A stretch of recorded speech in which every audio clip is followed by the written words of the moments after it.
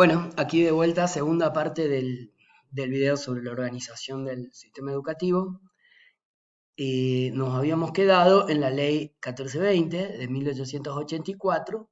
Fíjense que tardó casi 12 meses en aprobarse esta ley por todas las discusiones que se dieron en el recinto, ¿no? Quizá la discusión más fuerte que se tuvo fue sobre el tema de- del carácter religioso de la educación. Bueno, había dos como bandos muy definidos, ¿no? Por un lado, los liberales, algunos de ellos incluso con ciertas posturas positivistas sobre la necesidad de que la ley no fuese una ley, no es que organizara un sistema educativo ateo, eso no, pero sí que la religión contemplara la diversidad de cultos, la enseñanza de la religión contemplara la diversidad de los cultos y sobre todo que fuera una materia extracurricular, ¿no? Bueno, también hubo algunas discusiones sobre quién debía dictar la materia de religión.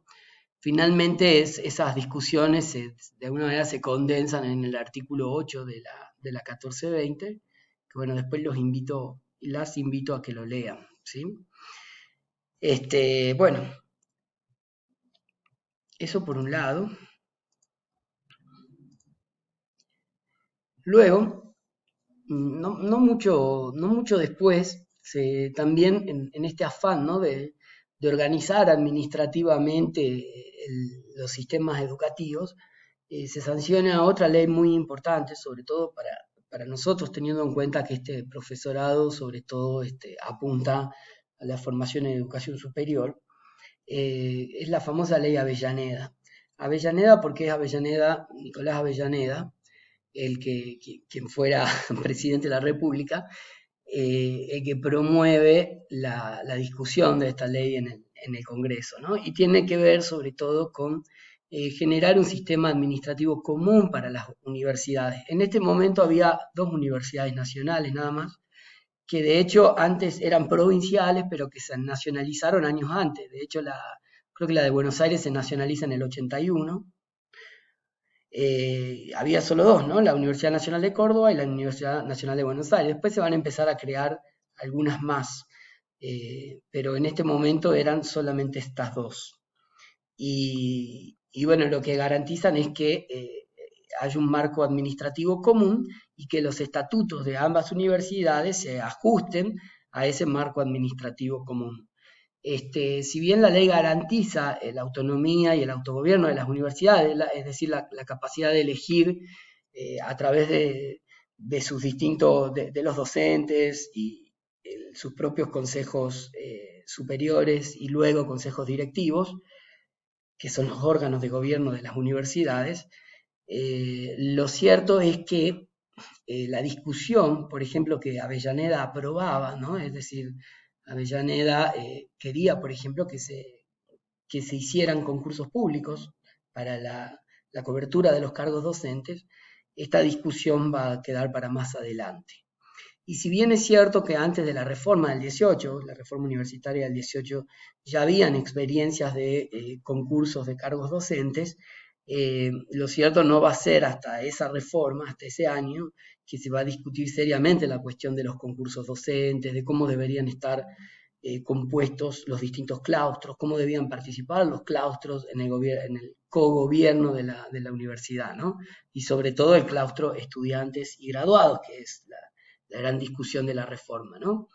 Entonces, si bien esta ley es importante para garantizar ciertos criterios administrativos comunes, que no son menores, como la creación de los consejos superiores, luego los consejos directivos, la función del rector, de los decanos, lo cierto es que todavía la cuestión de la elección de los docentes queda supeditada a los ejecutivos nacionales, ¿no? Al gobierno nacional, que es quien elige al cuerpo académico.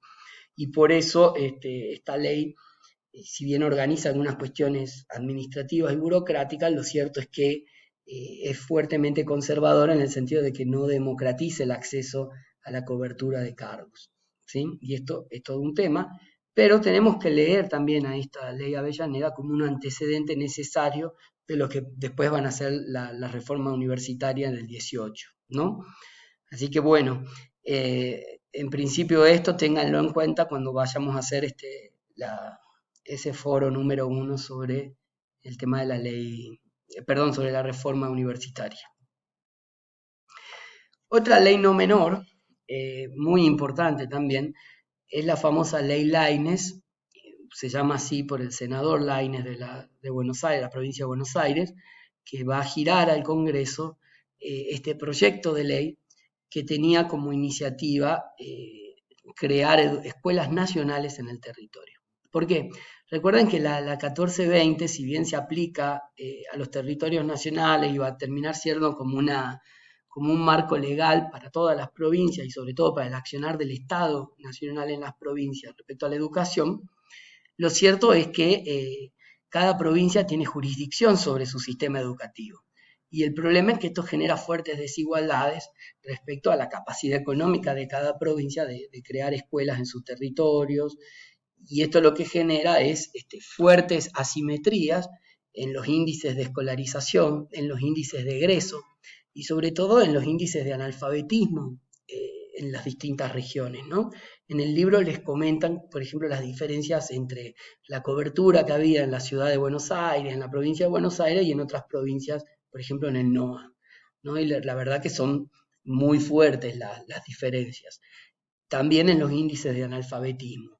En algunas ciudades más importantes, más poderosas en términos económicos, el analfabetismo se reduce drásticamente cuando en otras provincias sigue siendo todavía un tema a resolver. Entonces la ley Lainez justamente tiene que ver con que allí donde las provincias no tengan los recursos para generar la cobertura universal del sistema primario, el Estado Nacional puede intervenir creando escuelas nacionales. Siempre, y esto está la cuestión de no atentar contra la Constitución Nacional, siempre que las provincias lo requieran.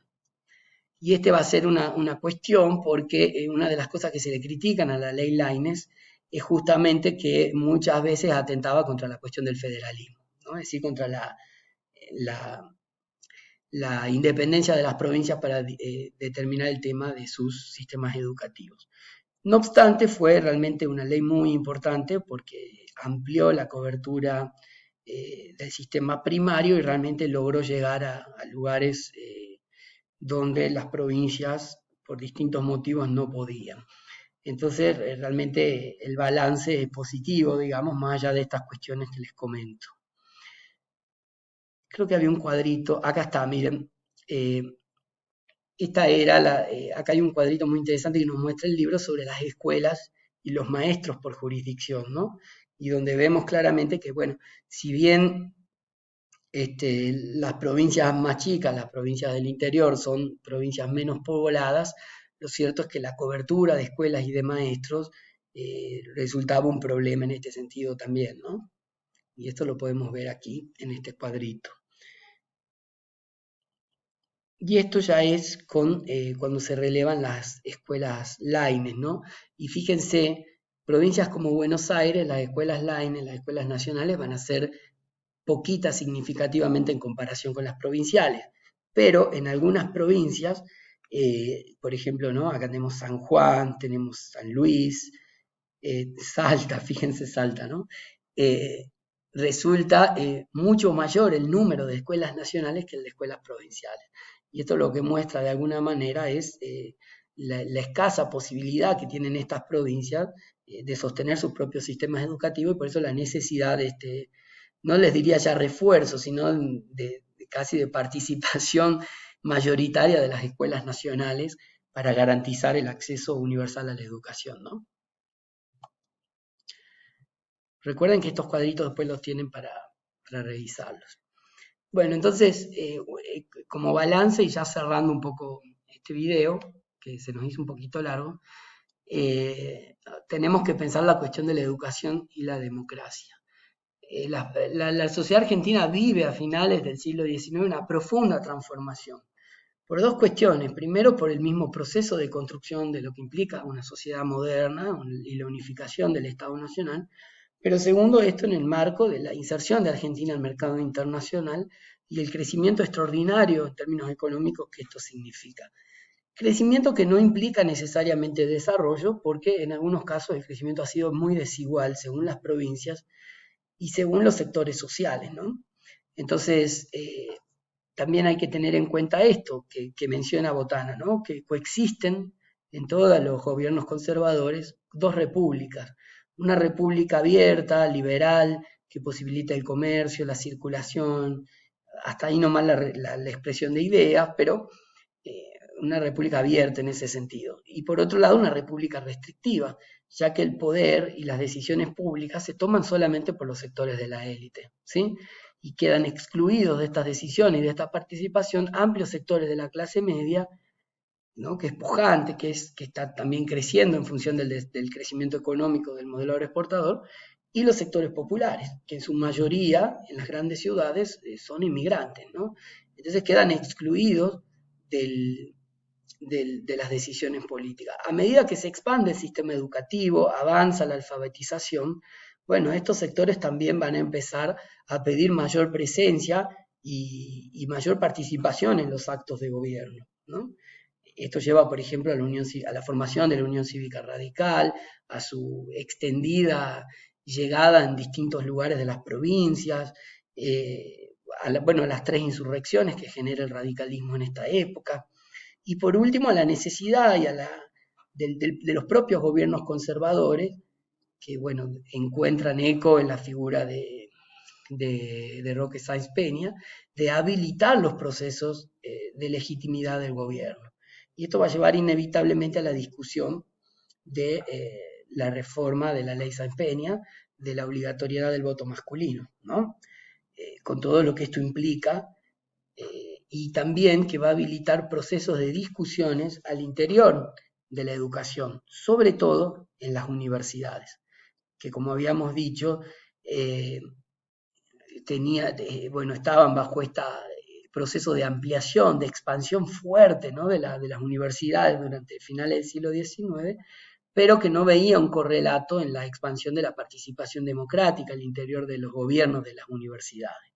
Esto va a dar como lugar el proceso de la reforma del 18, ¿no? En una sociedad que está fuertemente movilizada, que participa mucho más de las decisiones políticas, que por primera vez llega un presidente elegido de manera democrática y universal a la presidencia, que es Hipólito Yrigoyen. Entonces, en este contexto sociopolítico es que se va a dar adelante el proceso de discusión en las universidades y sobre cómo debe ser sus formas de gobierno, sus contenidos, la elección de sus cuerpos docentes, ¿sí? Pero esto lo vamos a ver en otro video, donde trabajaremos puntualmente la cuestión de la reforma del 18. Estaré subiendo a la brevedad tanto los capítulos para que lean y sigan esta cuestión, como el foro para que ya empiecen a participar, por supuesto van a tener tiempo para hacerlo, sobre la discusión de la reforma del 18 y las transformaciones del sistema universitario en nuestro país a inicio del siglo XX. Les dejo un saludo grande y que tengan un muy buen fin de semana. Hasta luego.